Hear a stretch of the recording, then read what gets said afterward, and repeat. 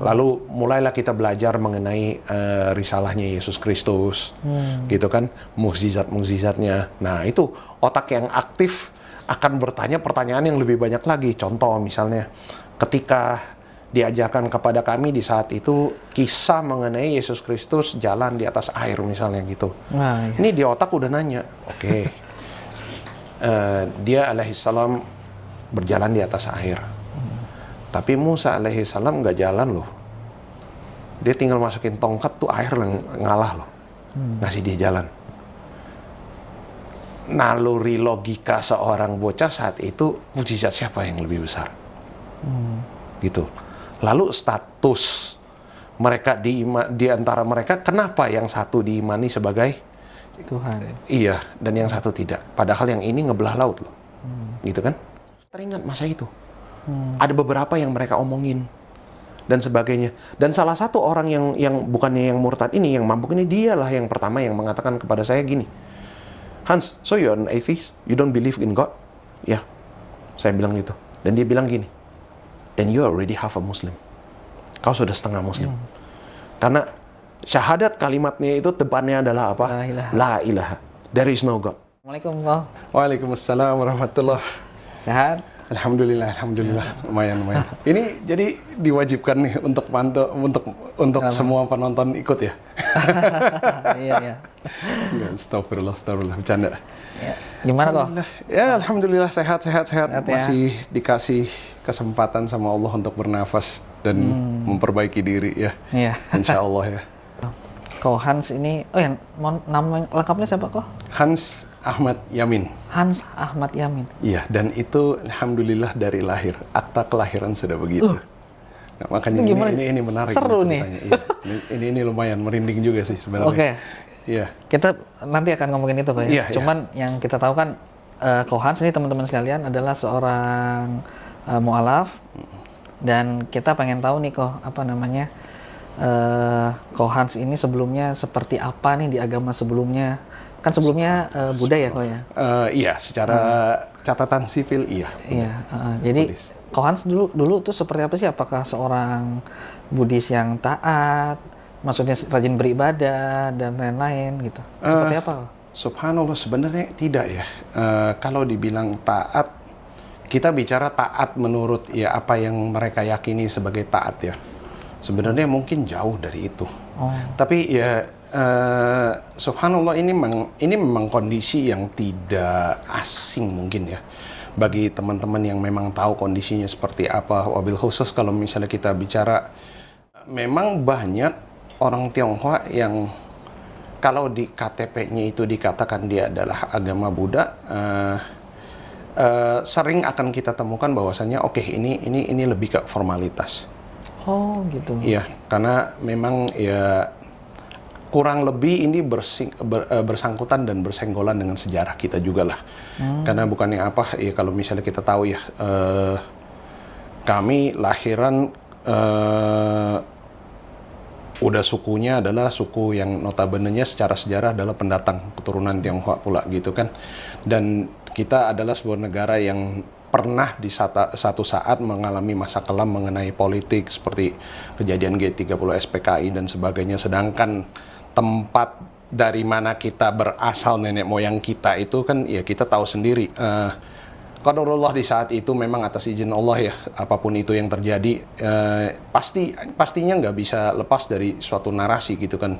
Di antara narasinya itu adalah apa, misalnya kalau misalnya saat itu mohon maaf kaum sayap kiri yang berpalu arit itu kaum ateis misalnya, ada narasi seperti itu.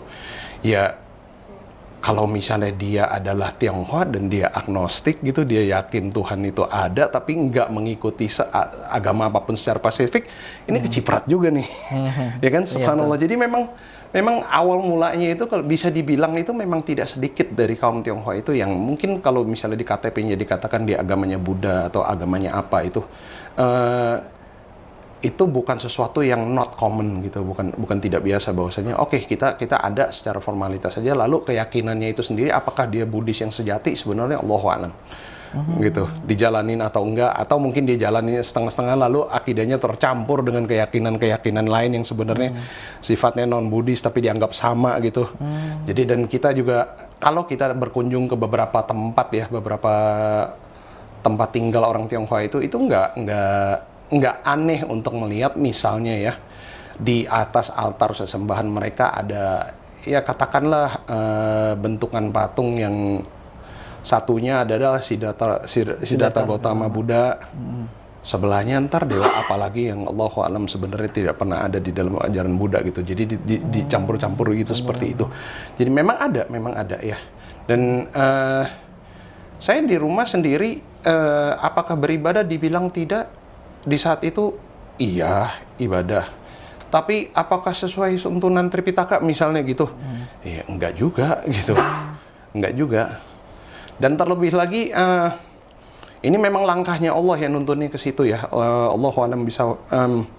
Qadarullah saya tidak disekolahkan di sekolah keagamaan yang sekolah Buddha notabene juga gitu. Di saat itu orang tua bagaimana ceritanya atas izin Allah mereka ketika sekolahkan saya itu lebih milih ke oke, ini sekolah reputasinya ini buat bidang A, bidang B itu prestasinya bagus, terus habis itu dekat dari rumah, ya udah masukin aja ke situ.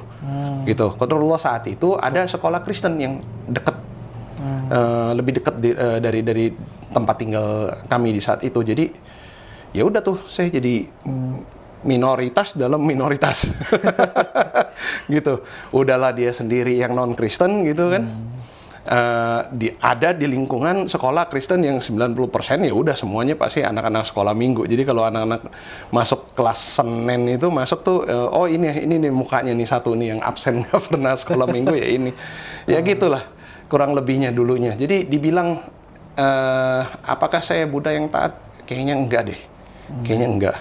Tapi apakah saya saat itu beribadah? Nggak bisa dibilang enggak juga. Gitu. Oh gitu ya. Nah dulu kok ini nggak mendengar kata Islam nggak pada saat itu? Sebenarnya gini, saya kebetulan qadarullah lahiran tahun berapa ya? 86 ya, 1986. Saat itu tuh kan berarti kan TV yang lagi ini banget tuh channel-channel apa sih yang udah ada? SCTV kayaknya belum ya. RCTI gitu kan. Terus TVRI gitu. Apalagi di saat itu masih ada TPI itu. Iya, Iya. Televisi apa? Pendidikan Indonesia ya, kalau nggak salah ya. Nah, kalau saat itu Islam itu apa? Itu juga sebenarnya ini Anda sedikit fast forward ya ke depan ya. Karena gini, ketika sayanya sendiri udah beriman itu sempat flashback ke masa itu dan sempat timbul ada sedikit kemarahan lah di diri sendiri. Karena apa?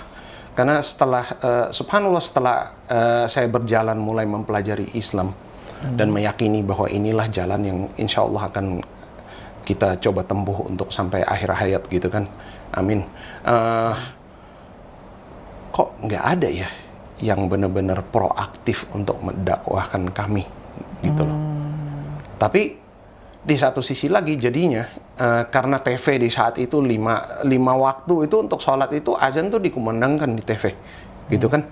Jadi apakah dakwah tersampaikan kalau kita bilang azan itu sampai bahwa dan itu bisa dihitung bahwa sebenarnya dakwah telah tersampaikan kepada kita? Ya kesan saya paling awal dengan Islam itu adalah mendengarkan azan di TV gitu ya kan. Karena saya sih nggak begitu ingat ya apakah di rumah itu sekeliling itu masjid itu dekat atau tidak. Suara azan kalau di dekat-dekat sekolah sih pasti ada, ya kan? Tapi kalau misalnya di lingkungan di rumah di saat itu yang saya ingat adalah ya di TV ada. Lalu ini orang apa ini? Oh ini agama Islam nih yang kayak begini gitu kan? Dan selalu kan ada cuplikannya orang sholat, orang berwudu dan sebagainya gitu. Dan 5 kali sehari kita melihat itu dan mendengar itu gitu. Walaupun pastilah ini orang tua yang orang tuanya non muslim pasti pernah mengalami ini juga ya. Kadang kalau misalnya azan udah mulai kumandang nggak sampai 5 detik orang tua tuh pasti ambil remote ganti. Jangankan orang tua yang non muslim ya, kadang bukannya apa ya, sorry to say ya. Orang Islam sendiri. Orang Islam sendiri juga subhanallah suka begitu kan. Ya semoga Allah maafkan kita ya. Dan iya, jadi itu. Lalu terlebih dari itu kan, saya walaupun masuk ke sekolah Kristen dan sekolahnya itu swasta di saat itu, ya memang itu kayaknya si qadarullahnya ya, untuk bersentuhan bahwa ya ini kode pertama nih bahwasanya seakan-akan Allah menentukan jalan ini anak yang lahir dalam fitrah Islam, lalu mengikuti tradisi orang tuanya, gimana caranya dia ditarik balik ke mengenali bahwa ada loh ini sang pencipta Rabbul Alamin yang namanya Allah, gitu kan. Dari awal mungkin dari situ. Nah, tapi walaupun di dalam sekolah Kristen itu kan tetap ada mata pelajaran wajib kan. Iya, betul. Itu zaman itu kan zaman apa ya? Zaman Eptanas, zaman masih ada Eptanas lah. Ini udah langsung berasa tua nih kalau ngomong begini ya, subhanallah. Dan iya, jadi mata pelajaran Pancasila saat itu namanya apa ya? PMP kalau nggak salah tuh. Setua itu ya. Sekarang udah sebutannya mungkin udah beda ya. Iya, jadi PMP dan sebagainya itu kan pelajaran IPS gitu kan. Nah, itu kan belajar mengenai sosiodinamik kita yang di luar sekolah, yang di luar Kristen pun ada apa gitu dan sebagainya. Dan di saat itu pertama kali dengar kata Islam itu ya dari buku sekolah. Memang, oh ini nih.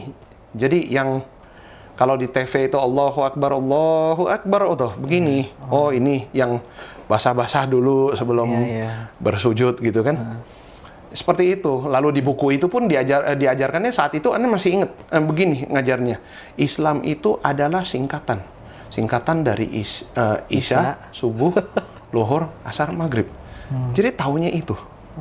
Jadi nggak pernah tuh ada informasi seperti Islam itu asalnya dari kata salam. Yang artinya apa dan sebagainya. Lah, nggak ada. Kita taunya itu adalah singkatan dari 5 sholat waktu itu. Itu. Dulu itu ini nggak mendengar Islam tuh diasosiasikan agama apa keras lah atau jelek lah gitu. Jujur ya, zaman saya kecil dari SD sampai kita kalau bilang sebelum tahun 98 ya. Ini mah kita bicara apa adanya aja ya. Sebenarnya enggak loh kalau sebelum 98. Cuman memang gini ya, Rasulullah SAW juga udah mewasiatkan kepada kita untuk apa? Untuk memperbaiki akhlak sebaik mungkin kan. Karena orang itu yang non-Islam itu tidak akan tahu Quran, tidak akan kenal sunnah. Tapi satu-satunya yang dia bisa lihat itu adalah akhlak dan adabnya kita, ya kan?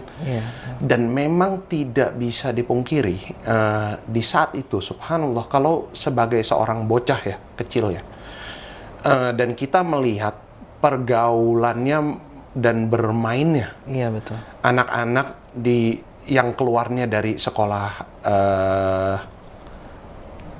negeri, lebih banyak bisa jadi sekolah negeri atau mungkin yang dari sekolah-sekolah Islam dan sebagainya. Kami jujur minimal pasti pernah mempertanyakan, kok mereka begini ya, gitu. Mainnya condong, kalau dibilang agamanya mengajarkan kasar lah, kita nggak mendapatkan kesan itu. Tapi memang di lapangan bermain mereka kasar. Dengan saudaranya sendiri, cara tarik-tarikannya, terus main bolanya kayak begitu, dan belum lagi, mohon maaf, mulutnya ya. Ketika lagi main bola, tendang-tendangan atau apa segala macam yang keluar itu, ya kita nggak melihat Islam dari diri mereka, jujur. Itu yang mungkin amat sangat disayangkan ya, kalau bisa dikatakan gitu. Jadi, sebagian dari kami itu pasti tumbuh besar dengan terbiasa mata kami melihat itu. Sehingga tidak bisa dianggap aneh saat itu kalau di kalangan orang-orang tertentu mereka menyimpulkan bahwa, oh oke, inilah orang Islam seperti ini. Gitu. Beginilah orang Muslim gitu kan. Nah, tentu setelah Krismon, karena mayoritasnya penduduk kita yang Muslim itu adalah ras non-Tionghoanya lebih banyak misalnya gitu kan. Lalu beberapa ras di dalam demografi kita itu bisa dikatakan perbedaan warna kulit itu sangat mencolok gitu kan. Contoh, kita kalau ke Condet ngelihat ke saudara-saudara kita yang berketurunan Arab, itu kelihatan banget gitu kan. Sama saudara kita yang dari Papua. Iya, betul. Itu kalau misalnya kita satu soft di Masjid Istiqlal aja udah kelihatan tuh kayak pelangi tuh kan. Iya. Siapa yang dari Turki, siapa yang bule, siapa yang dari Nigeria dan siapa yang dari Papua, siapa yang dari mungkin saudara kita yang Batak tapi Muslim kebetulan gitu kan. Itu kelihatan banget warnanya gitu. Sehingga ketika ada sentimen-sentimen tertentu yang terlekat, kayaknya kita ngelihat lebih banyak kaum ini yang begini gitu kan. Nah, itu mulai tuh terbentuk tuh stereotip yang kurang apa ya? Mungkin bisa dikatakan kurang sehat ya. Kurang enak lah ya. Iya, kurang enak gitu. 97 mulainya ada sedikit ketegangan, keresahan di antara umat beragama. Kayaknya sikut-sikutannya udah mulai berasa. 98 ketika terjadi, terlepas dari itu adalah fitnah atau apa, Allahu alam, nanti kita lihat aja di yaumil qiyamah seperti apa pengadilan atas perkara itu. Jadi memang tidak bisa dipungkiri ada kaum-kaum tertentu yang sengaja menggiring sehingga kaum-kaum Tionghoa tertentu di kawasan-kawasan tertentu pun tertarget gitu. Di antaranya, subhanallah, Anda punya satu saudara lah, kakaknya dari ayah yang rumahnya kena jadi korban. Alhamdulillah tidak ada korban nyawa di situ, tapi memang ada gitu. Jadi ini story-story kayak begini tuh udah bukan di saat itu udah bukan apa lagi ya. Cuma kita dengar kabar burung. Ini kerabat yang sedarah sedaging nih ada nih gitu, merasa kayak gitu. Ditambah lagi di saat itu subhanallah, semoga orang-orang yang melakukan ini itu sempat bertaubat sebelum mati ya. Amin. Kami dengar banyak sekali narasi yang setelah 98 itu bikin jadi kayaknya Islam tuh kok kenapa jadi gini gitu. Di antaranya beberapa kaum ini yang menyusup dalam situ dan melakukan tindakan-tindakan non-Islami. Kita katakan ini Islam tidak mengajarkan seperti ini. Tapi subhanallah ketika mereka melakukan itu, mereka bertakbir. Nah ini sebenarnya yang menjadi fitnah sebesar-besarnya fitnah. Ketika keluar narasi, sampai begini, ketika saya tahun 99 itu sekolah, qadarullah Allah langkahkan langkah kaki kami ke Singapura. Nah di saat itu pun, itu kan zaman email ya. Belum ada MSN, YM ini segala juga belum populer gitu, zaman email. Itu banyak sekali email berantai ya, chain mail ya, yang di forward, Allahu alam itu sumbernya sahih apa enggak. Tapi intinya adalah banyak sekali kumpulan-kumpulan cerita-cerita dari orang. Dan rata-rata ya kalau misalnya kita kumpulkan cerita-cerita kayak begitu, ada satu benang merah yang sama, yaitu apa? Setiap kali ada oknum melakukan sebuah tindakan asusila, melakukan sebuah tindakan yang bertentangan dengan Islam, dia pasti dikatakannya melakukannya itu dengan bertakbir. Jadi kebayang nggak saat itu setelah 98 itu fitnah terhadap Islam, wabil khusus muslimin di Indonesia itu seperti apa? Itu apa ya, kuat sekali tuh was-was syaitannya itu bagi non-muslim untuk membenci orang-orang tertentu di sekeliling mereka gitu ya. Tapi untungnya adalah apa ya, Allah lah sebaik-baiknya penolongnya kan. Apakah semua orang mendapatkan experience yang sama? Tidak. Kalau misalnya kita ngomong sama saudara kita Pak Yusuf Hamka, dia punya cerita yang berbeda ya kan. Karena dianya sendiri saat itu benar-benar kita sulit ya untuk membayangkan apa yang dia rasakan di saat itu ya, karena dia sudah mualaf duluan, dia sudah muslim duluan, dan dia muslim dan Chinese di tengah-tengah ini semua gitu. Dan dialah yang akhirnya pasang badan untuk membantu sekian banyak tetangga-tetangganya yang non muslim. Dia bilang aja udah, ini walaupun Cina ini Islam, jangan dipapain gitu kan. Lalu mungkin orang-orang yang mendapatkan perlakuan seperti itu, dia bisa tersentuh. Dia bisa memandangnya Islam itu berbeda, bahwasanya ada nih sosok muslimin yang seperti ini, yang bahkan melindungi kami dengan memasang badan. Nah, sayangnya ini kalau misalnya kita lihat dari 100% kan dia berapa persen gitu ya. Sehingga fitnahnya itu jauh lebih kuat, dan was-was syaitan tuh yang bermain di situ tuh kencang sekali lah. Memang ya ini jalur sejarahnya seperti itu ya. Jadi alhamdulillah semua itu akhirnya berlalu dengan apapun yang Allah tentukan ya. Karena kalau misalnya nggak kayak begitu juga hikmahnya juga kita nggak di sini sih sebenarnya gitu kan. Pasti di tengah-tengahnya itu ada sesuatu lah yang bisa kita petik gitu lah. Nah itu, jadi paling kalau rasa dan apa ya, citra Islam apakah dulunya pernah terdengar di kami buruk? Sebenarnya tidak. Tapi yang diperlihatkan di depan mata kami ketika lagi kecil memang kurang apa ya, kurang afdol lah bisa dikatakan gitu. Lalu ditambah lagi catatan sejarah seperti ini. Nah, di Singapura, qadarullah, itu kan berarti saya ke sana tahun akhir 98 setelah Eptanas, lalu 99, nggak lama fitnah level dunia kan terjadi. 911 yang di 911 itu. Nah, di saat itu saya sebagai seorang pelajar yang baru ya umur SMP SMA di saat itu kan 14-15 segitulah kayaknya, kurang lebih lah, Allahu a'lam. Ngelihat berita ya jujur ngelihatnya di saat itu apakah terasa bahwa Islam itu jelek? Sebenarnya enggak. Sebenarnya enggak. Tapi memang ada kubu-kubu tertentu di lintas media tertentu yang memang kayaknya sekarang kalau misalnya kita lihat balik ya, ini mungkin qadarullah, atas izin Allah mereka dibiarkan untuk menunggangi isu ini lalu membangun narasi.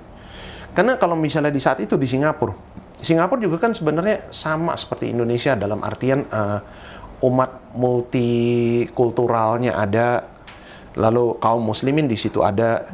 Dan saya ngelihat sendiri setiap hari Jumat itu anak-anak Melayu yang muslim dan anak-anak orang India yang muslim pun biasanya tuh dia kalau misalnya udah waktu sholat Jumat, kalau waktu sholatnya agak maju di bulan itu, memang mereka diizinkan untuk keluar terlebih dahulu untuk menunaikan ibadahnya itu. Jadi, oh yaudah, ini toleransinya ada, dan justru ini karena dulunya di Indonesia saya di sekolah Kristen, saya nggak pernah ngeliat ginian. Di sana saya ngeliat beginian. Bahkan saya pernah sebangku dengan beberapa kaum muslimin gitu, duduknya bersebelahan. Disitulah baru mungkin ada sedikit ngelihat lebih dekat lagi ya, mikroskopik ya. Oh, Melayu di sini tuh bedanya sama orang-orang Indonesia yang dulu kita pernah lihat tuh, oh begini. Terus ternyata mereka orang Islam tuh ada sisi ini lagi gitu. Baru mulailah seiring berjalannya waktu dan diri sendiri juga tambah dewasa untuk bisa mencerna informasi ini ya. Jadi experience-nya dan efeknya itu beda lah. Alhamdulillah. Dan nah di saat itu perdebatan atau pembahasan mengenai 911 misalnya, anak-anak di sekalangan kita itu yang berumur itu tuh sebenarnya saat itu nggak di mind frame yang untuk care dengan urusan begituan. Sehingga ketika berita ada, ya udah kita paling notabene-nya kayak orang ngegibah aja gitu loh, ngomongin, kemarin lihat nggak tuh di TV tuh ada begini gini. Nah, Allahu alam saat itu ya, apa rasanya bagi kaum muslimin di saat itu yang duduk di bangku sekolah dalam negara seperti itu, lalu terjadilah kejadian itu.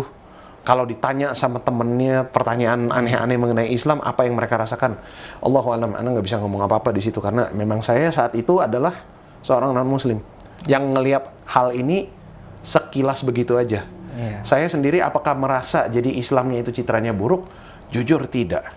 Tapi kalau misalnya kita lihat cara beberapa kaum di media-media tertentu sengaja mengangkat topik ini untuk dijadikan sebuah acara perundingan di depan televisi, lalu harus banget seakan-akan ada yang pro dan kontra membahasnya dan sebagainya.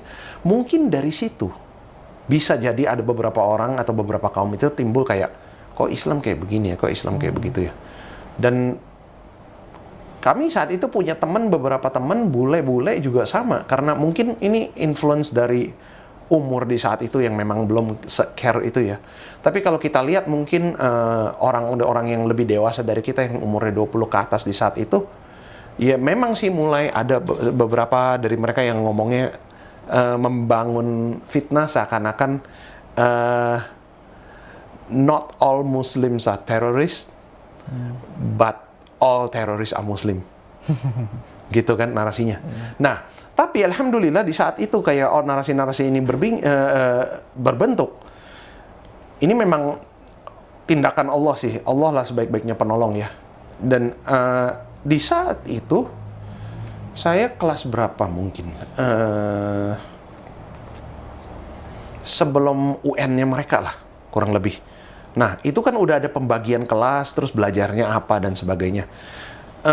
Ketika kami membahas pelajaran sosiologi dan ilmu IPS-nya sebelah sono lah di situ. Iya. Saat itu qadarullah itu bahasannya adalah masalah konflik-konflik dan teror. Jadi kami sudah terbekal dengan pelajaran sejarah yang bermacam seperti itu. Jadi sehingga ketika narasinya saat itu ada orang mengatakan all Muslims are not terrorists but all terrorists are Muslim.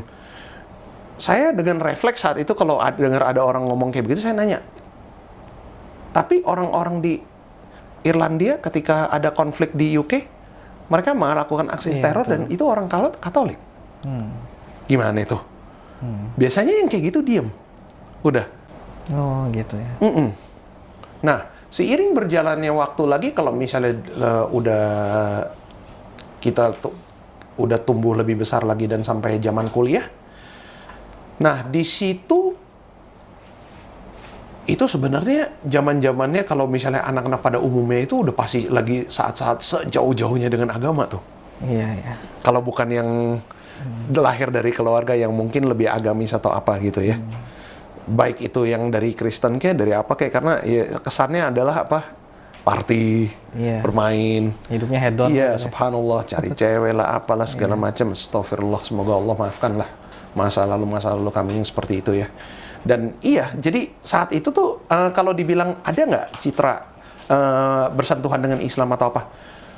Lebih minimal lagi justru sebenarnya. Lebih minimal lagi persentuhannya dengan Islam di situ. Dan qadarullah saat itu teman-teman yang saya tahu, oh si fulan muslim, si fulana muslim, si fulan muslim. Saya juga nggak pernah berkesempatan langsung untuk ngelihat mereka sholat misalnya gitu. Pasti mereka sholat, Anda yakin husnuzon aja gitu, pasti sholat gitu. Cuman ya memang nggak pernah ngelihat. Nggak pernah ngelihat.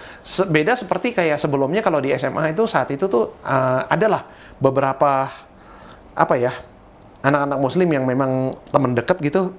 Ini biasanya yang lelaki itu suka sholatnya berjamaah, bertiga gitu loh. Panggil gitu, jom sholat, pakai bahasa mereka di situlah kayak gitu. Dan sholatnya kayak gimana? Allahu a'lam, nggak pernah lihat.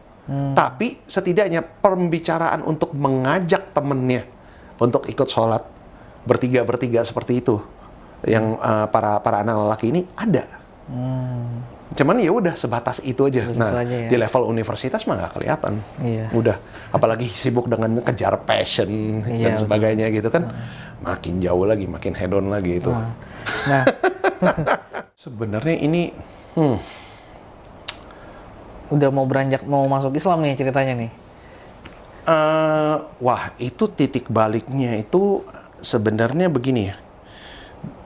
Kalau kita bikin petanya ya, dia tuh setiap maju selangkah ngelihat ke belakang 10 tahun.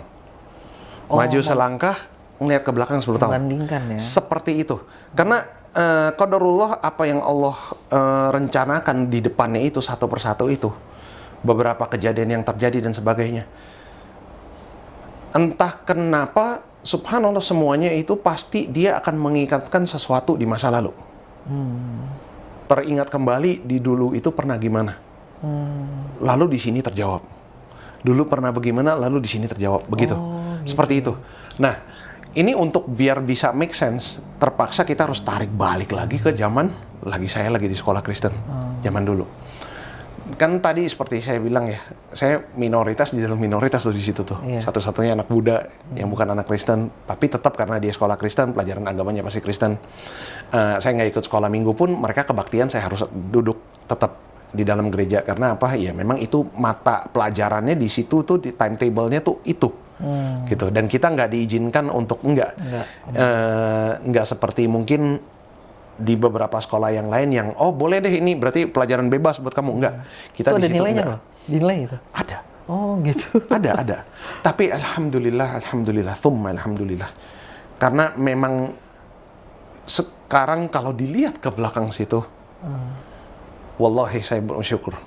Mensyukuri sekali nikmat itu. Kenapa? Karena disitulah sebenarnya seakan-akan Allah mengirim tanda gitu. Kita belajar di situ Alkitab, buka Perjanjian Lama, ada Adam, ada Hawa, ngomongnya begini gitu kan. Terus habis itu ceritalah Musa alaihi salatu wassalam, diturunkannya Torah kepada beliau alaihi salam. Lalu 10 hukum Tuhannya isinya apa gitu kan. Allahmu adalah satu dan esa dan tidak boleh menyembah yang lain dan sebagainya gitu kan. Nah di situ anak polos yang otaknya mungkin agak sedikit aktif akan mulai bertanya-tanya, gitu loh.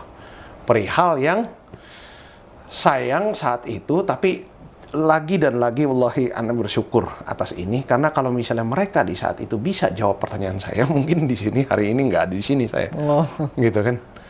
Justru karena saya tidak puas dengan bagaimana saya disikapi dan dengan pertanyaan-pertanyaan seperti itu dan reaksinya mereka, justru itu yang menjadi batu yang lalu kayak ada memory chip di situ untuk timeline itu. Iya. Nantinya terjawab di depan gitu. Lalu teringat ke masa itu, oh ini dia gitu, seperti itu. Nah, kayak seperti tadi 10 hukum Tuhannya yang diajarkan di dalam buku pelajaran gitu, dibilang Allah itu Maha Tunggal, Maha Esa dan tidak boleh diduakan, tidak ada sekutu baginya dan nggak boleh menyembah yang lain dari Allah. Tapi abis itu kita diajarkan, ya tahu sendiri ya akidahnya mereka seperti apa ya. Nah, lalu mulailah kita belajar mengenai risalahnya Yesus Kristus, gitu kan, mukjizat-mukjizatnya. Nah, itu otak yang aktif akan bertanya pertanyaan yang lebih banyak lagi. Contoh misalnya, ketika diajarkan kepada kami di saat itu kisah mengenai Yesus Kristus jalan di atas air misalnya gitu. Nah, iya. Ini di otak udah nanya, oke. Dia alaihissalam berjalan di atas air. Tapi Musa alaihissalam nggak jalan loh. Dia tinggal masukin tongkat tuh air ngalah loh. Ngasih dia jalan. Naluri logika seorang bocah saat itu, mukjizat siapa yang lebih besar? Gitu. Lalu status mereka di antara mereka, kenapa yang satu diimani sebagai Tuhan. iya, dan yang satu tidak. Padahal yang ini ngebelah laut loh. Gitu kan? Lalu dikatakan 3 hari dan 3 malam mati, lalu bangkit kembali. Tunggu sebentar. Ibrahim 3 hari 3 malam dalam api, mati aja enggak loh. Iya. Alaihi salatu wassalam ajmain. Ini jomplang lagi nih, gitu kan? Dan seterusnya, seperti itu. Kristus membangkitkan orang yang telah mati juga. Tunggu nih, ada orang lagi nih yang ngebangkitin orang mati juga, tapi bangkitinnya lebih banyak nih, gitu kan? Jadi terus di dalam naluri lagi belajar bertanya dan bertanya. Ini kenapa ya kok kayak begini ya? Dan kalau ada momen saya tanya baik itu sama guru agamanya atau pendetanya. Singkatnya adalah pertanyaan saya tidak pernah ditanggapi dengan sikap yang baik, gitu. Sehingga saya merasa di situ kayak bener-bener, oh ya udah, ini roh anak kalau di dalamnya rohnya itu nggak murni dan roh jahat tuh kayak begini nih, gitu. Belum aja Roh Kudus. Seperti itu kesannya gitu. Jadi kayak ya udah, pokoknya gue kafir sendiri di situ, gitu. Kalau bahasanya mereka, gitu kan. Ya sudah, nggak apa-apa. Cuman namanya orang jawab, punya pertanyaan tidak terjawab, pasti itu akan menyebabkan adanya kesimpulan juga kan? Iya, betul. Ya. Saya di situ menyimpulkan bahwa oke, ini nggak make sense. Ini banyak yang ganjil. Kayaknya apa yang mereka katakan itu tidak benar.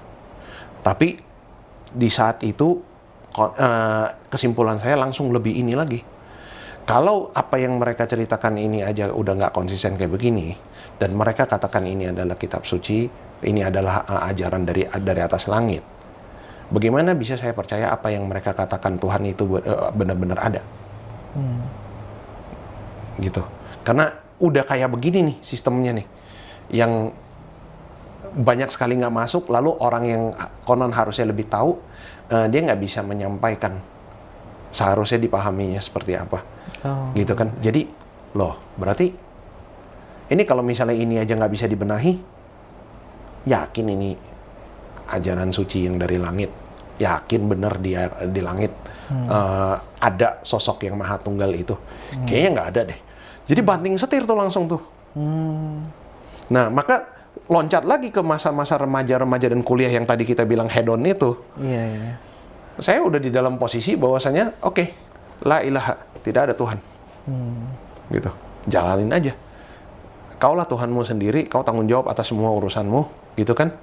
Hidup ini benar-benar seperti yang di Quran dikatakan bahwasanya orang-orang yang kafir itu mereka akan menjadikan dunianya sebagai surganya mereka. Subhanallah, memang itu yang terjadi saat itu. Sampai di sebuah titik,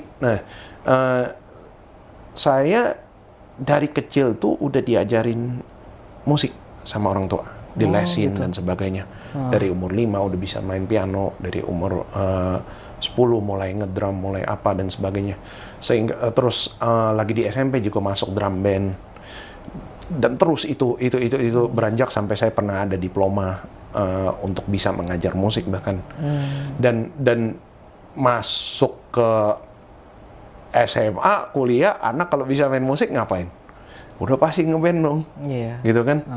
Dan udah gitu saya qadarullah di SMP SMA itu banyak kakak kelas itu yang doyan musiknya musik keras. Yang karena sayanya sendiri ketika belajar musik saat itu dulu belajarnya itu dengan pengertian klasikal. Reaksi saya ketika dengar musik keras nggak seperti orang-orang lain di saat itu. Orang lain banyak mungkin dia dengar, wah ini apaan nih, teriak-teriakan, banting-banting segala macam gitu, berisik. Stop. Kalau saya enggak, waduh ini kenceng amat, kecilin dong. Tapi udah volume dikecilin, lah kok make sense ya? Saya langsung reaksinya adalah mengeluarkan tablatur atau buku manuskrip yang masih kosong untuk diisi notasinya. Dan habis itu ngeliat, lah ini teorinya sama yang kayak dipelajarin di kelas musik. Kok bisa musiknya jadi kayak begini? Jadi penasaran lalu belajar lalu jadi bisa beneran ngeband bener-bener sampai diseriusin, masuk dapur rekaman dan sebagainya gitu. Dan di situ ketemu lagi lah orang-orang yang sepaham. Makin kuat tuh akidah la ilahanya itu. Di situ, ya kan? Karena ketemunya yang sepaham nih. Dan mereka orang-orang yang meyakini la ilaha itu mereka berdakwah dengan musik itu. Subhanallah, mereka berdakwah dengan musik itu. Bahwasanya Tuhan itu tidak ada apa dan sebagainya. Dan ada yang lebih ekstrim lagi, mereka akan tidak takut untuk memproduksikan konten yang mengutuk. Ya, jadi saya pernah ada di sejarah kelam yang dimana saya benar-benar di tengah putaran lingkaran setan seperti itu. Sampai di satu titik kuliah udah selesai terus habis itu karena satu dan lain hal saya jadi lebih sering lagi balik ke Jakarta, terus sedikit-sedikit bantuin orang tua, terus mulai mengajar juga. Terjadilah peristiwa-peristiwa yang cukup menguncangkan di Indonesia seperti 212 dan sebagainya. Itu kan mulai naik tuh. Isu-isu seakan kayaknya Islam itu keras dan sebagainya. Dan mungkin banyak kawan-kawan kita itu nggak tahu ya kalau orang luar itu dari kacamata mereka memandang Islam saat itu dengan peristiwa-peristiwa itu seperti apa. Ini kasih contoh aja sedikit. Misalnya ada beberapa sumber berita dari Singapura ketika mereka meliput apa yang terjadi dengan urusan kayak begini. Itu rata-rata orang-orang yang berdiri di atas panggungnya di seputaran lingkaran yang terlibat dengan 212 itu pasti ditulisnya itu dengan adjektiva dan diksi kata Islamic hardliner. Jadi mereka dinisbatkan terminologi kepada mereka ini orang-orang Islam garis keras. Seakan-akan Islam itu terpecah belah, ada garis lembeknya, ada garis kerasnya, ada begini dan sebagainya. Padahal ini kan seharusnya kan satu umat yang satu. Gitu kan? Betul. Islam ya Islam. Sebenarnya kan dia adalah orang Islam yang kebetulan mungkin tabiatnya keras, gitu kan? Dia adalah seorang Muslim yang mungkin tabiatnya lembut, gitu. Harusnya kan gitu, tapi enggak. Narasinya dipecah seakan-akan Islam tuh ada Islam toleran, Islam moderat, Islam keras, Islam sayap kiri, sayap kanan, Allahu alam. Apalagi seperti itu. Dan saya karena saat itu posisinya masih non-muslim dan ngelihat orang-orang ribut-ribut kayak begitu, citra Islam di mata saya itu jeleknya bukan karena ininya, tapi bukan karena apa yang diperjuangkan itu, tapi lebih ke ini masa segini gede kumpul-kumpul segala macam, lalu timbul di samping-sampingnya kerusakan-kerusakan yang bukan menyerupai ya, lebih ke menjadi salah satu dampak samping dari semua ini. Ini bukannya katanya agama seharusnya di saat itu udah pernah tuh beberapa orang yang mencoba ngobrol di Islam dengan saya dan mengatakan, oh Islam is about peace. Katanya gitu, Islam itu dari kata salam, ini kedamaian. Ya, saya di saat itu ketika berita keluarnya seperti itu, nggak melihat kedamaiannya itu. Iya. Ya kan? Nah, ya sudah, oke. Jadi artinya apa? Ada nih palang pintu yang menghalang di saat itu. Nah, kita maju lagi ke 2018. Ribut-ribut yang masalah Pilpres. Oh, iya. Yang itu cukup besar kan di depan Tamrin, di depan Mahkamah Konstitusi, dibakar-bakar segala macam semua. Sampai ada satu video viral kan, seorang polisi teriak ke dua kubunya yang sedang berlawan gitu. Kalian ini sebenarnya maunya apa? Yang sebelah sana teriak Allahu Akbar, yang sebelah sini teriaknya Allahu Akbar. Kalian ini sebenarnya maunya apa? Gitu loh. Ini kalian sadar nggak sih sebenarnya saudara kenapa kayak begini? Dan itu kalau misalnya kita lihat di TV sama beberapa channel yang ngeliput live gitu, banyak sekali yang terbakar, banyak sekali yang keinjak, kerusak dan sebagainya. Nah, di situ saya sebenarnya lagi panas-panasnya, lagi cari materi nih untuk nulis-nulis karena ya seperti yang tadi saya bilang, ini ketika kita bercimpung dengan kaum musik keras yang berdakwah dengan akidah la ilaha itu tadi barusan, mereka akan mengambil momen-momen ini untuk ditunggangi untuk apa? Bilang, nah ini loh orang beragama kayak begini, munafik, hipokrit dan sebagainya. Katanya agamanya mendatangkan kebaikan, tapi di mana kebaikan seperti ini? Nah, qadarullah saat itu, saya nggak ingat saya lagi mau ambil apa, tapi HP lagi dicas. HP lagi dicas, tiba-tiba saya bangun, ketarik kabelnya, HP saya jatuh. Lalu dalam keadaan tidak terkunci, terbuka YouTube. Nah, satu catatan samping di sini. Saya sejauh ini di saat itu kalau buka YouTube pakai HP karena nggak mau algoritmanya itu masuk macam-macam. Saya nggak pernah buka YouTube itu dari aplikasinya langsung ke homepage-nya. Nggak pernah. Saya kalau buka aplikasi YouTube itu dengan dibuka Google, masukin channel yang saya mau nonton. Klik dari situ dan langsung API-nya langsung ke aplikasinya dan terbukanya channel itu. Jadi front newsfeed itu nggak pernah saya buka. Qadarullah atas izin Allah saat itu. Itu HP terbanting dalam keadaan terbuka, lalu YouTube-nya itu terbuka dan di laman depan. Dan karena tangan saya megangnya seperti ini lagi mau ambil, itu jempol sentuh salah satu video di depan itu.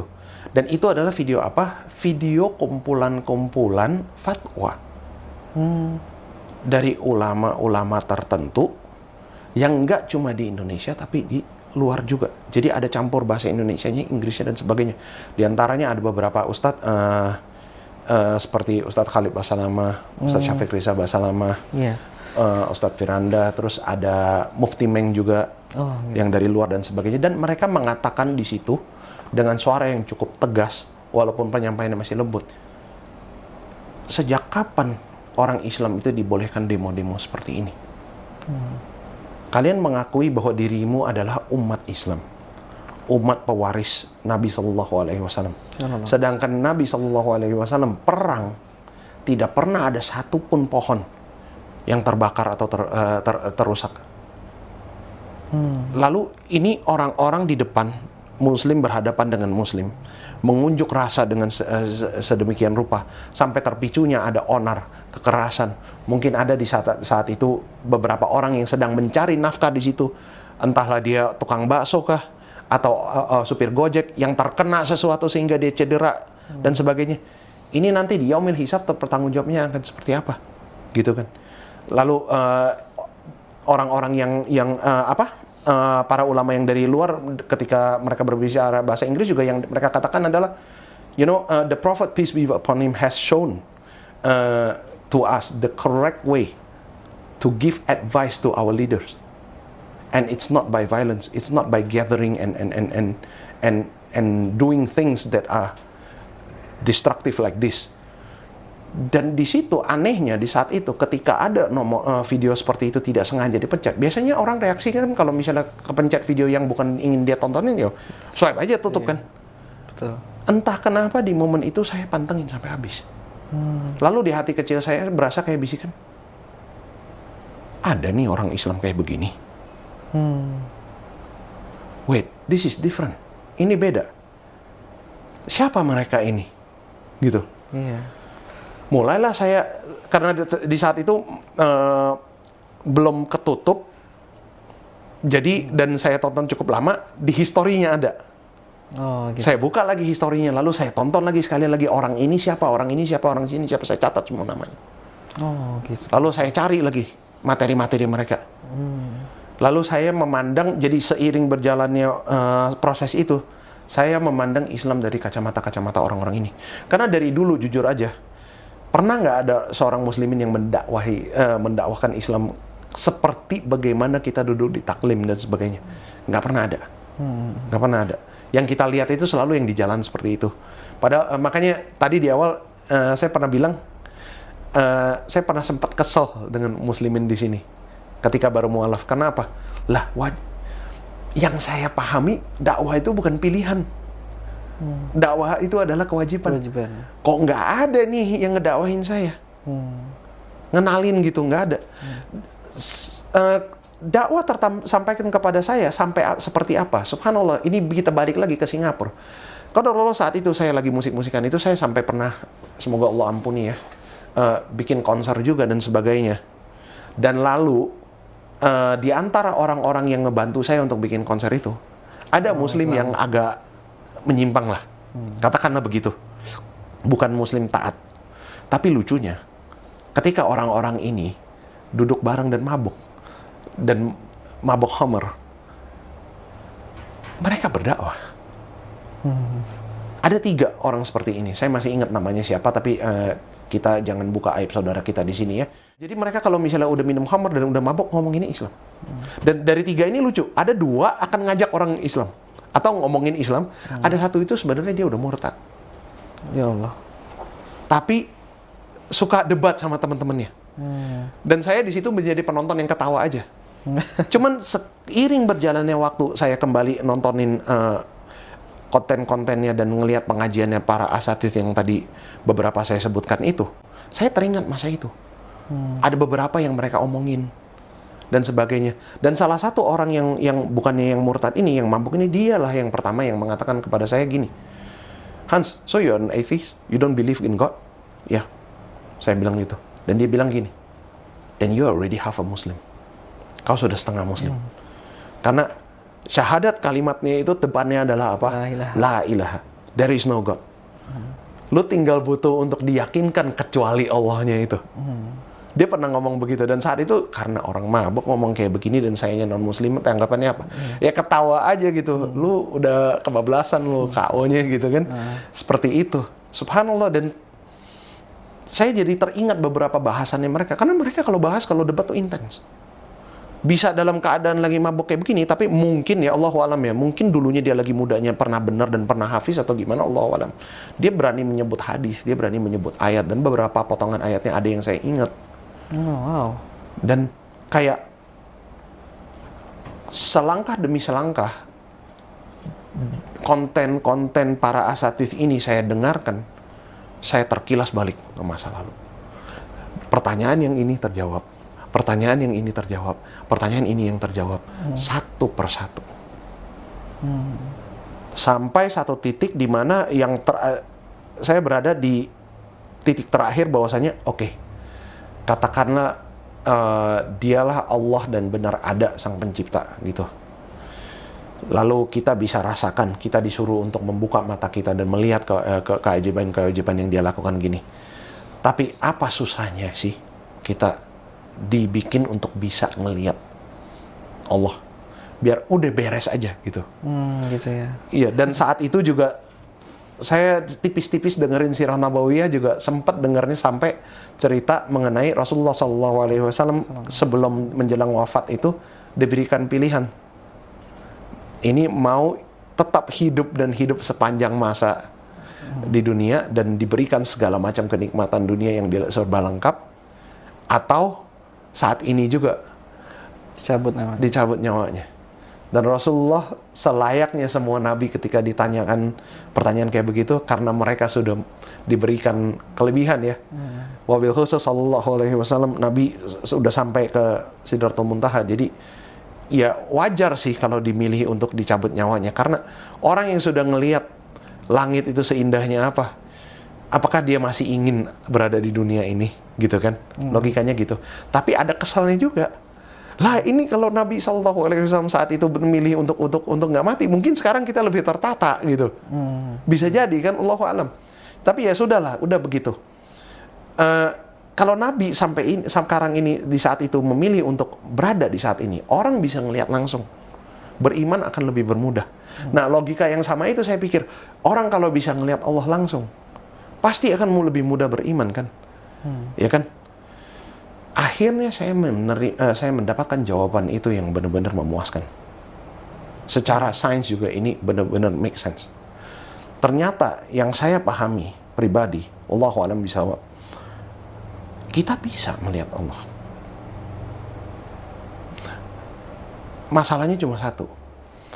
Di dalam surah Ayatul Kursi, surah Al-Baqarah Ayatul Kursi, ada kalimat begini kan, wasi'a kursiyuhus samawati wal ardh. Di situ saya bergetar. Artinya kalau misalnya wasi'a kursiyuhus samawati wal ardh, berarti kursinya Allah sebesar apa? Seluruh langit dan bumi itu tertutup kan. Nah, katakanlah logisnya aja nih. Ini bagi anak-anak IPA mungkin langsung ngerti nih. Benda pada umumnya, kalau dijelaskan para ulama itu kursi itu seperti tanjakannya singgasana. Kebanyakan yang pernah kita lihat di dunia, singgasana tanjakannya itu tembus pandang apa seperti bangku ini yang kita nggak bisa lihat nembus. Biasanya kan lebih seringnya adalah yang disebut kalau dalam bahasa Inggris itu opaque ya, yaitu seperti bantal ini ya. Kita nggak bisa nih ngelihat tembus, dia nggak transparan. Lawannya dari transparan, opaque ya kan. Maka saya di situ langsung tercengang. Oh, ini sebabnya. Saya langsung teringat guru fisika saya pernah nanya kayak begini. Kalau misalnya kita pura-pura ya bahwa ini adalah seekor gajah dan di sini ada seekor lalat dan lalatnya sedang menatap si gajah, matanya menuju kepada gajah. Karena gajahnya sebesar ini dan lalatnya sekecil ini, apakah dia sedang menatap gajah? Iya, jawabannya iya tetap. Tapi apakah dia akan kelihatan si gajah itu? Nggak mungkin. Nah, logika yang sama. Manusia sekarang berada di bumi yang sekecil ini. Ya, langit ada 7 lapisannya. Dan wasi'a kursiyuhus samawati wal ardh. Dan Allah berarti di atas mana? Kalau misalnya sedang berada di singgasana itu berarti kan di atas ini, ya kan? Mata kita yang kitanya udah buminya sekecil ini dan kita di dalamnya lebih kecil lagi, ngelihatnya mentok nih begini. Jadi pada hakikatnya berarti kalau misalnya secara saintifik kita mikirnya seperti itu, setiap kali kita dengak ke atas langit, apakah kita sedang melihat Allah? Iya. Tapi seperti si semut yang di depan gajah, si lalat yang di depan gajah itu, kita tidak akan bisa melihat seluruh bentuk gajahnya itu karena posisi semutnya dia sekecil itu dan matanya itu cuma bisa ngeliatnya di sini doang. Yang dia kelihatan ya kayak lembaran tembok ini doang. Di situ saya benar-benar menemukan jawaban terakhir yang saya butuhkan bahwa oke, God is real. God itu ada and I can see him. Lalu setelah itu nggak lama saya baca lagi ada bukan baca sebenarnya di YouTube ketemu kajian hadis yang ngebahasnya Rasulullah bercerita tentang surga dan neraka. Di mana ada kisah di mana dikatakan Rasulullah berkisah kita nanti di surga akan ada hari-hari tertentu akan dibukakan hijabnya Allah dan kita akan langsung melihat wajah Allah. Oke. Kalau memang hadisnya mengatakan begitu dan Ayatul Kursi sudah meyakinkan saya bahwa oke, this is the case. Kasusnya sebenarnya adalah ini, kenapa Allah tidak terlihat. Illallahnya itu saya terima. Masya Allah. Jadi dari yang peristiwa 2018 itu sampai saya beriman itu adalah jeda berapa bulan tuh. Riset itu Iya. baca, lalu bandingkan sana sini, termasuk materi-materi dari Dr. Zakir Naik dan Syekh Ahmad Didat juga gitu, Iya, comparison-comparisonnya, yang lalu menjawab, oke, ini ternyata pertanyaan yang saya dulu pernah ada itu ternyata emang benar dan patut dipertanyakan.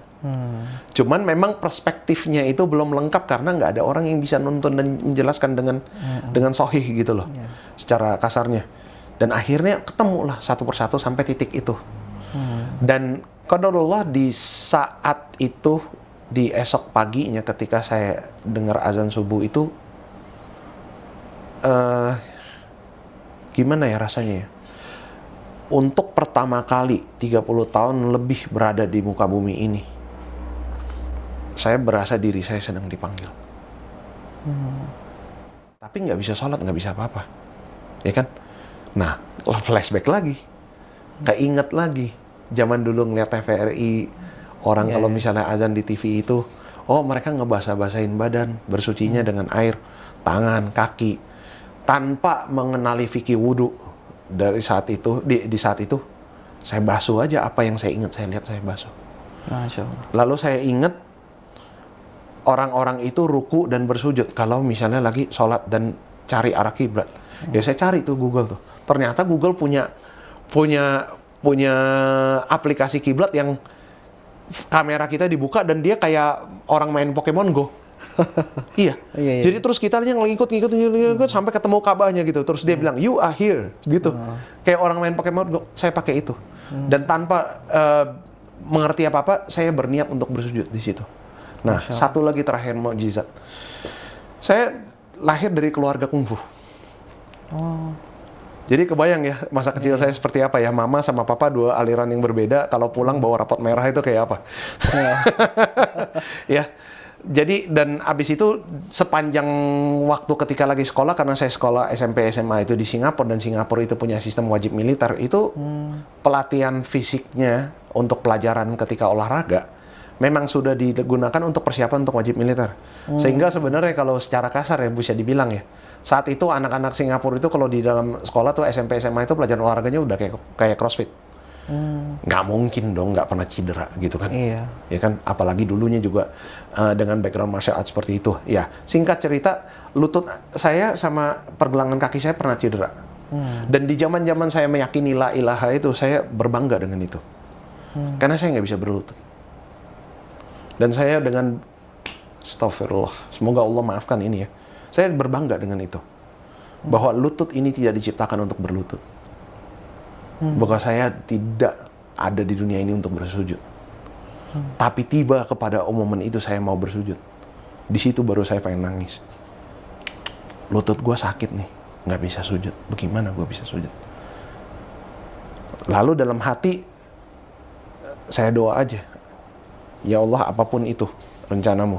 Kalau memang saya tidak diperkenankan untuk bersujud kepadamu, ya sudah, saya terima. Ya, mungkin ini bayaran dari dosa saya. Tapi kalau memang saya diperuntukkan dan diperkenankan untuk bersujud kepadamu, maka dengan namamu saya ingin bersujud. Lalu saya bilang bismillah. Di detik itu kaki saya untuk pertama kalinya bisa bertekuk dan sujud. Masya Allah. Dan ketika saya letakkan dahi dan hidung di lantai itu dari hati itu kayak ada getaran setrum yang naik terus naik ke hidung, kayak rasanya tuh kayak orang kalau misalnya lagi istinsyak nyedot airnya terlalu banyak, Gitu ya. Tapi ketika sensasi setrumannya itu naik itu di dalam benak otak saya yang kebayang itu adalah apa? Itu mulai muncul kilas balik masa lalu saya dengan wabil khusus perkara-perkara dengan yang bersifat hablum minanas. Kayak si fulan pernah ngejahatin saya, pernah melakukan apa dan sebagainya. Dan hablum minanas yang selama ini saya nggak pernah bisa ikhlas dan ridho untuk memaafkan. Orang-orang itu wajah-wajahnya itu semua muncul. Naik sampai rasa kayak hidungnya kayak orang istinsyak terlalu banyak gitu, kayak orang kelelep di air gitu. Itu rasanya ketika naik ke situ langsung bendungan air mata itu terbentuk dan kayak ada batu yang pecah dan terkikis-kisan di situ. Untuk pertama kalinya di situ saya berasa akhirnya saya bisa memaafkan dan ikhlas dengan apa semua yang terjadi. Dan ternyata di situ juga saya ingat ke semua balik di belakang itu. Ternyata Allah sama sekali dari awal saya lahir sampai titik itu nggak pernah meninggalkan saya sekalipun. Semua yang saya jalanin itu sepanjang jalan itu semua satu persatu itu persiapan untuk momen ini. Dituntun, walaupun sendirinya nggak ngerti di saat itu. Banyak memaki, banyak komplain dan apa segala macam. Cuman ya gitu ya, subhanallah. Namanya hikmah itu selalu di belakang gitu kan. Iya, betul. Masalahnya tinggal nyawa kita masih ada sisa untuk menyadari itu atau tidak gitu kan.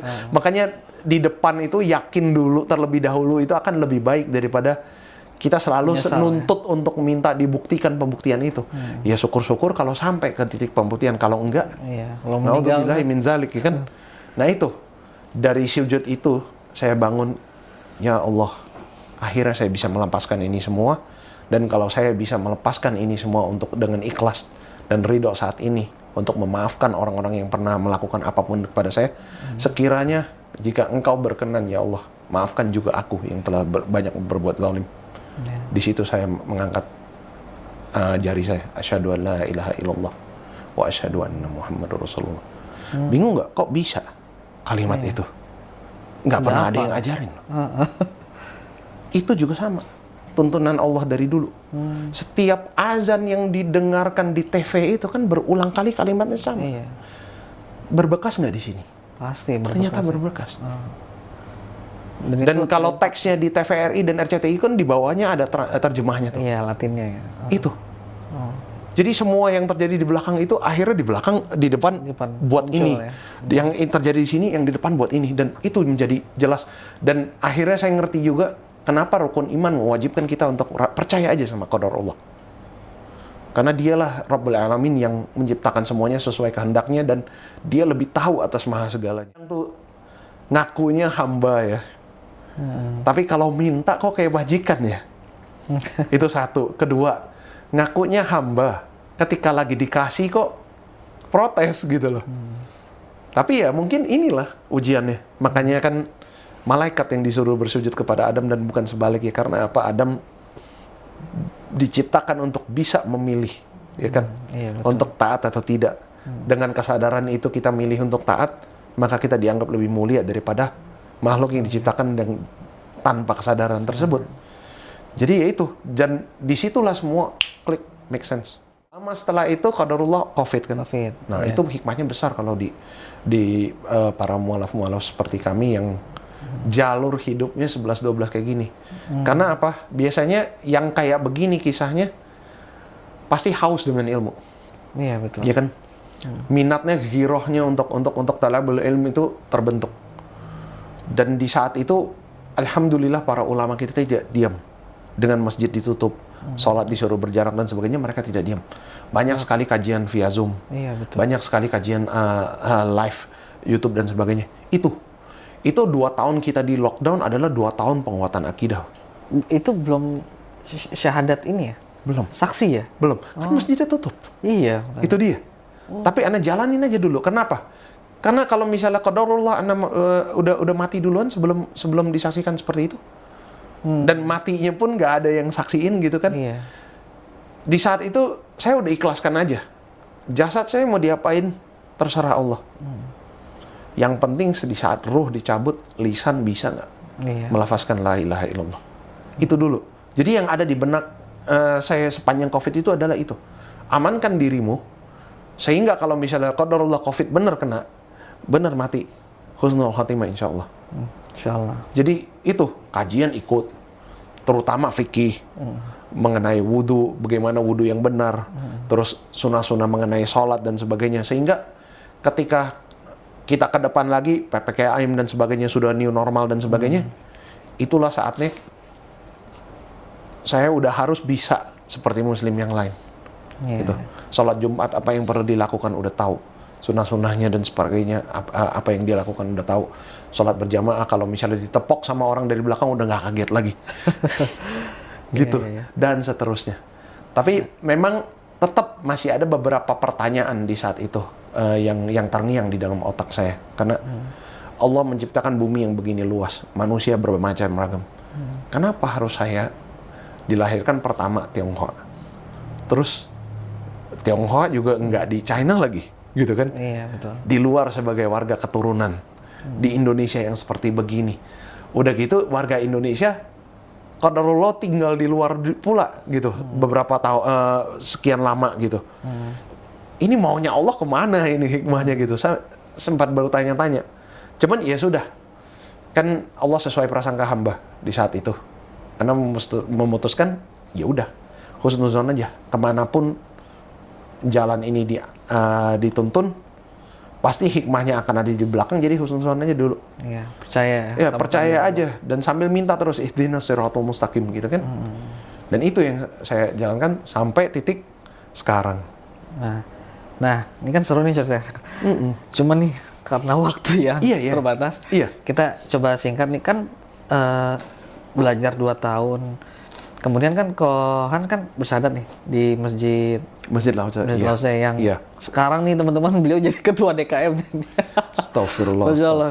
astagfirullah. Mualaf di sana disyaratkan sama Pak siapa? Iya, Ustadz Yusman. Pak Ustadz Yusman. Kemudian saya pengen tahu nih respon keluarga pada saat itu, tahu nggak tuh Pak?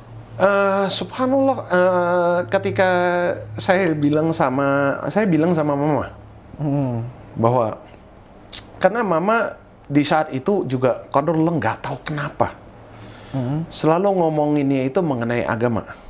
Oh gitu. Momen Dan mama itu katanya pernah berdoa kepada siapapun dia berdoa, pengennya anaknya jangan ateis. Oh, Ternyata doa ibu kabulin. mau muslim kek, mau non muslim kek, nyampe.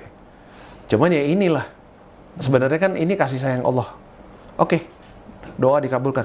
70 tahun lebih. Ente hidup di dunia ini, dengar azan, nggak masuk ke sini. Teman muslim begitu banyak, nggak ada yang mendakwahi. Sekarang dakwah dibawa ke dalam keluargamu. Anakmu diberi kemudahan atas ilmu. Anakmu diberi kemudahan akses untuk begini dan begitu.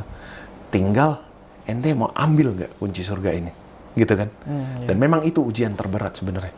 Anda suka bertanya-tanya ya, ketika dengar kisah mualaf lain gitu yang dan sempat iri juga walaupun ngeri ya, sama para mualaf yang lain yang kisah jalan hijrahnya itu nggak jauh beda dengan Nabi dan para sahabatnya, radhiyallahu anhum ajmain. Ada yang dibuang, ada yang dipukulin, ada yang diseret di lantai, diapain segala macam. Jadi kayak bener-bener mereka itu mujahidin gitu. Lah kok gue aman-aman aja? Ini jangan-jangan keimananku dianggap dusta atau gimana gitu loh. Sempat ketar-ketir itu. Ini jangan-jangan kok saya baik-baik aja ya? Cuman abis ngomong kayak begitu pasti beristighfar. Kenapa? Kalau saya ngomong kayak begitu diaminin sama malaikat terus besok dikasih ujian tiba-tiba berat juga. Waduh, ini gimana gitu kan? Iya. Tapi akhirnya sama lagi-lagi kembali ke Al-Baqarah, saya mengingatkan diri, la yukallifullahu nafsan illa usaha. Gitu kan? Dan oke, berarti kalau misalnya itu kondisinya, saya harus siapin nih. Karena nggak tahu nih Allah akan ujinya dari pintu mana, gitu kan? Yang pasti saya mampu dan saya bisa mengikhtiarkannya. Jangan-jangan ini sebenarnya ujian lagi ditunda. Iya. Untuk kita udah pantas diuji dulu baru jebret dikasih gitu kan. Ya itu. Jadi ujiannya nggak dari orang tua dalam segi penolakan dan sebagainya, enggak. Tapi jujur sebenarnya ada ujian yang dibalik itu lebih memedihkan lagi, yang saya yakin banyak teman-teman mualaf yang relate juga, yaitu apa? Di kala kita berhadapan dengan orang tua yang agak sedikit bipolar dalam artian begini. Satu momen dia seperti Abu Thalib, satu momen dia seperti Abu Lahab. Satu momen dia seperti kelihatannya support gitu ya, ngebantu, tawarkan apa segala macam. Tiba-tiba besok dia bisa koinnya berubah dan omongannya kayak omongan Abu Jahal, gitu. Dan memang itu terjadi. Jadi di satu sisi orang tua nggak menghalang kita beribadah dan apanya segala macam. Tapi di satu sisi lagi dari dulu yang hampir sangat jarang, bahkan hampir tidak pernah kedengaran keburukan mengenai Islam keluar dari lisan mereka. Sekarang setelah anaknya Muslim, kok malah jadi lebih berani ngomongin jeleknya Islam. Wah, di situ ujian sabarnya itu besar sekali. Karena mereka dakwah belum diterima.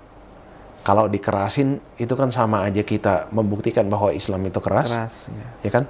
Tapi kalau misalnya kita lembut dan dia memandang itu sebagai kelemahan dan kita nggak pasang badan dan membela, itu juga nanti ngelunjak gitu kan. Wah, ini medannya sangat dilematis ya. di antara kita harus tetap berbakti tapi ada omongan-omongan tertentu perlu disampaikan tapi khawatir kalau disampaikan jadi durhaka gitu kan. Pokoknya jadi akhirnya dinamiknya itu ya gitulah. Cuman di sini memang yang hikmah yang saya ambil adalah gini. Ya inilah mungkin yang dirasakan Rasulullah dan para sahabat di zaman itu. Dan dengan wafatnya Abu Thalib yang segitu ngebelanya Islam, tapi pada akhirnya di ujung hayatnya tetap itu 2 kalimat syahadat tidak keluar dari lisannya, ya kan? Iya, betul. Dan Nabi bisa apa? Iya, betul. Ya kan? Mungkin di mata kita manusia yang pengetahuan dan penglihatannya serba terbatas, kita ngelihat si fulan itu baik begini. Kenapa Allah nggak kasih hidayah? Ya tapi Allah kan nggak maha melihat dan tidak pernah tidur ya. Pasti ada reason tertentu kenapa hidayah tidak dimudahkan untuk orang ini, bolak-balik hatinya itu tidak dimudahkan untuk orang ini. Entah apa yang dia sembunyikan di balik mata kita kan? Iya, betul. Itu. Jadi akhirnya ya begitu. Sama seperti, dan satu lagi akhirnya ketika saya balik kepada kisah Nabi Ibrahim alaihissalam, merasa malu juga. Bapaknya Nabi Ibrahim di mana? Di surga apa di neraka? Ini Nabi loh. Iya, betul. Gitu kan? Betul. Kita ada contohnya lah ya. Kita ulama bukan, ustadz bukan, siapa bukan, gitu kan. Dosa masing-masing ketika pintu terkunci juga masih banyak, gitu kan. HP kita aja nanti di yaumil hisab, ini berat nih urusannya gitu kan, panjang gitu kan. Ya gitu. Jadi bagaimana bisa kita berharap dengan semua ini? Pada dasarnya akhirnya saya jadi belajar muhasabah juga dengan itu. Kalau misalnya ini adalah doa yang Allah belum ijabah, mau tunggu sampai kapan nih baru Allah ijabah? Kadang kita sering ketika berdoa itu mikir kayak gitu ya. Tapi coba deh teman-teman sesekali bermuhasabah dengan angle ini. Allah yang kelihatannya di saat itu sedang menunda doa kita. Dia adalah Allah yang sama, yang senantiasa menunda hukuman dan azab. Kita setiap hari bayangin berapa banyak dosa kita, baik itu yang kecil, yang besar, yang disengaja maupun tidak. Sebenarnya gampang sekali bagi Allah untuk saat itu juga kasih hukuman itu. Tapi Dia Ar-Rahmanir Rahim. Dia enggak begitu sama kita. Dia kasih terus opportunity untuk memperbaiki. Gitu. Kalau niatnya ada, tapi belum dilakukan, catatan dosanya di-cancel, pahala untuk menahan dirinya dapat. Gitu kan? Dengan istighfar dosanya digugurkan, sholat tahajud, sujud sambil nangis dosanya digugurkan. Terus dia tunda hukuman untuk dosa kita. Kayaknya agak malu deh. Iya, harusnya. Saya ketika minta segitunya kok doa saya ditunda. Gitu. Makanya akhirnya ya sudah, apapun kehendak Allah pasti Allah lebih tahu. Akhirnya apakah akan husnul khatimah atau su'ul khatimah, daripada saya mengkhawatirkan semua itu, tanya dulu kepada diri saya sendiri, apakah saya udah pasti husnul khatimah, gitu kan? Kira-kira ya itu sih kalau misalnya dari keluarga. Yang benar-benar penolakan enggak, tapi ternyata di balik itu yang tadinya saya kira enggak akan seberat itu. Oh, ini ada kalau sisi-sisi tertentu yang kalau kitanya sadar sebenarnya ini lebih pedes gitu. Iya. Nah, kemudian kok nih 2 pertanyaan terakhir nih kok. Saya penasaran, tadi kan Ko Hans tuh cerita ya. Sekarang kan Ko Hans kan udah jadi ketua DKM. Kemudian Ko Hans juga ngajar ya. Iya, jadi dosen juga nih, alhamdulillah. Terus kemudian Ko Hans tuh sempat mencuri-curi waktu mendakwahkan nih mahasiswa-mahasiswinya ini kan pada. Iya. Nah itu gimana ceritanya kok bisa gitu? Karena gini, memanfaatkan itu. Iya. Sebelum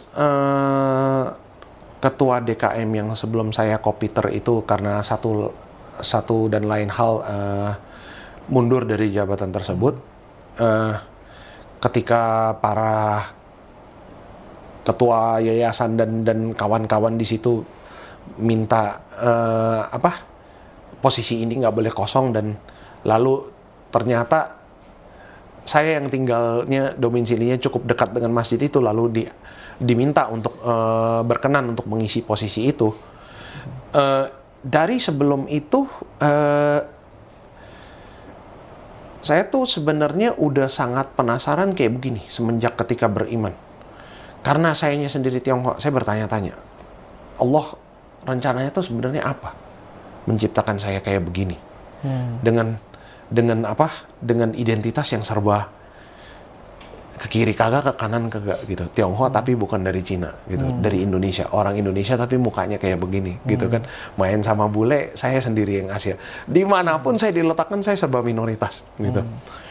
Terus tapi alhamdulillah saya lahir di dalam keluarga Tionghoa yang mama papa itu lahirnya itu di tahun 50-an, sehingga mereka saat itu ketika masih WNA pernah ngerasain sekolah Tionghoa. Jadi mereka tidak kehilangan kemampuan bahasa mereka. Saya dari kecil bahasa Mandarin itu bisa dibilang itu sebenarnya hampir kayak bahasa ibu. Begitu bisa ngomong itu bahasanya yang dipakai. Lalu diperkuat lagi ketika saya di Singapura, saya belajarnya memang jalur itu Mandarin itu masuk sampai ke dalam sastra kuno bahkan gitu. Nah, maka ketika naluri seorang Tionghoa bersyahadat menjadi Muslim, pasti dia akan penasaran. Saudara yang sebangsaku atau saudara yang seras dan sukuku bagaimana? Gitu kan? Nah, kisah-kisah Tionghoa Indonesia mualaf yang lain banyak. Tapi what about China? Gitu kan? Kita sejauh-jauh ini ngomong mengenai China lagi-lagi Uighur. Bukannya berarti itu bukannya apa ya, tapi memang flow of informasinya itu terbatas sehingga apa? Kami sendiri para Tionghoa mualaf di beberapa kami itu punya bercandaan kayak begini. Kalau misalnya terdengar mengenai Chinese Muslim, ini pasti lagi ada masalah. Kalau nggak kedengeran ada kabar baik apa-apa, no news is good news gitu. Nah, jadi akhirnya saya coba cari tahu sejarah Islam di China seperti apa, masjidnya setua apa dan sebagainya. Terus abis itu ya kepoin kayak begitu. Terus orang sana sholatnya pakai mazhab apa, seperti apa gitu. Mulai dari keingintahuan seperti itu. Lalu dari keingintahuan seperti itu timbul sebuah pemikiran dan sebuah rasa penasaran, yaitu gini. Saya selama ini belajar Mandarin, ilmu dunia dapat. Ilmu ukhrawinya ada nggak? Gitu. Dan di situ barulah mulai kayak begini rasanya. Kayaknya ini akan menjadi hisabullah nggak sih kalau nggak dimanfaatkan gitu loh. Nah, seiring berjalannya waktu, mulai banyak konten juga di YouTube seperti apa, salah satunya Restoran Sulaiman. Kisah-kisah Chinese Muslim yang Islam dari lahir, tapi ada di Indonesia. Akhi kita ini yang nama Islamnya Sulaiman ini, saya lupa marganya apa gitu, dia kan berkisah gitu, dia datang dari China dan dia Islam dari lahir, dia bikin restoran halal yang bergaya sebagaimana kaum Muslim di Cina makan gitu kan. Oh ada nih yang kayak begini dan sebagainya gitu. Nah di situ saya jadi berpikir begini, karena ada beberapa istilah ketika dia ngomong gitu, saya mulai nggak nangkep. Oke, ini kosong. Ini ada sebuah lubang yang perlu saya isi di dalam bahasa ini. Dan lalu saya mulai bertanya-tanya kepada diri saya sendiri. Iya ya, kita belajar sholat. Dari awal takbiratul ihram sampai salam kiri kanan. Kalau ada orang dari China yang nggak bisa bahasa Indonesia, nggak bisa bahasa Inggris, berbicara kepada saya, nanya apa itu Islam, kira-kira apa yang bisa saya jawab? Disitulah saya mulai gelisah. Karena nggak tahu cari materinya bagaimana. Qadarullah, dan ini benar-benar bikin anak merinding sebenarnya. Saya punya seorang mahasiswa yang dia adalah Chinese Muslim yang lahir dalam Islam. Dia Islam dari lahir. Karena yang mualaf adalah ayahnya. Qadarullah si fulan ini, semoga Allah jaga beliau. Bapaknya insya Allah husnul khatimah. sang anak ingin berbakti dan berbagi pahala jariah untuk ayahnya, yang qadarullah meninggalkan satu peti, satu box full isinya, tau nggak apa? Mushaf Quran berterjemahan bahasa Mandarin dan kitab-kitab yang lain. Ada seperti kayak Bulughul Maram dan sebagainya. Yang ini Mandarin isinya. Terus ada petunjuk untuk orang yang baru masuk Islam dengan bahasa Mandarin di situ. Di situlah baru, wah itu sih merinding sih. Saya baru kepikiran kan mengenai ini. Allah langsung jawab, langsung diantarkan begini. Cuman ini menjadi sebuah beban yang berat nih. Karena ini amanah dari orang yang ingin bersedekah jariah. Mau dibawa kemana ini satu box kitab ini? Oke, akhirnya saya memutuskan untuk gak usah neko-neko dulu, gak usah pikir aneh-aneh dulu, pelajari isinya. Pelajari isinya, mulai mengerti, oh ternyata wudhu itu manggilnya begini, mandi junub itu diistilahkannya begini. Lalu zakat kenapa menggunakan terminologi yang seperti ini? Oh ternyata jumhur ulama di sebelah situ, di sebelah situ mengertinya seperti ini dan memaknainya seperti ini, sehingga zakat diterjemahnya jadi apa, gitu. Dan mulai ngerti-ngerti yang kayak beginian, sehingga sampai di satu titik saya mulai kepo dan cari di YouTube channel-channel YouTube yang isinya dakwah Islamiyah bahasa Mandarin. Dan alhamdulillah saya nemu khutbah Jumat dari khotib di situ yang full Mandarin. Oleh syekh yang beneran lulusan Madinah. Jadi Arabnya bagus dan dijelaskannya juga bagus. Dan saya ketemukan beberapa rekaman cuplikan tayangan TV dari TV di China ketika mereka bikin program Ramadan, bertanya mengenai fikih, mengenai imsak dan sebagainya. Ini wawasan terbuka lagi. Lalu nggak lama dari itu Allah langsung uji. Ujinya begini. Ini sebenarnya kisah juga lagi pas kita ketemu, antum udah pernah dengar. Yaitu saya ngelihat di samping suggested video di YouTube, videonya Kodondi mensyahadatkan orang dari Tiongkok. Yang karena Kodondinya sendiri nggak terlalu ngerti bahasa Mandarin, dia perlu dipandu dengan penerjemah. Yang penerjemahnya itu membuat beberapa kesalahan yang cukup fatal. Subhanallah. Saya sih berhusnuzon sebenarnya si Fulana ini ngerti. Tapi mungkin gugup ada kamera atau apa, silap lidahnya gitu ya. Cuman yang dikhawatirkan adalah gini, kalau misalnya dia ternyata salahnya itu karena dia nggak tahu bedanya. Sehingga si sang mualaf ini meyakini itu, kesalahan tersebut ini bisa mengeluarkan dia dari iman. Karena salah satunya, contoh aja ya, buat pelajaran dari kita. Dia mengatakan Muhammad kalau diterjemah dalam bahasa Mandarin itu jadi Muhammad. Lalu sebutan untuk lafaz Allah itu Allah. Tapi Allah juga sering disebut oleh Muslim di China itu sebagai Cencu. Cencu itu artinya sang pemilik yang sesungguhnya atas seluruh alam semesta. Dia kepleset lidahnya mengatakan Muhammad Cencu. Artinya Muhammad adalah Allah. Ini kan kalau misalnya nggak dikoreksi dia fatal ya. Itu di situ badan saya gemetar. Kenapa? Saya langsung teringat. Saya dititipkan amanah ini.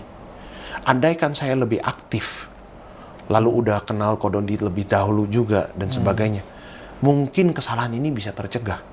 Di situ saya benar-benar, saya langsung mandi, saya sholat taubat.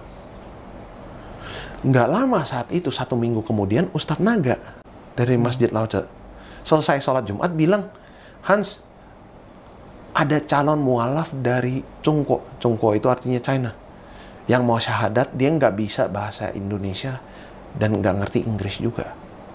Bisa nggak antum yang bantu? Saya di situ benar-benar gemeter dan merinding karena apa? Inilah Ganti penggantinya. jadi penggantinya, dan inilah tempat saya berlatih dan mengasah pisau tersebut.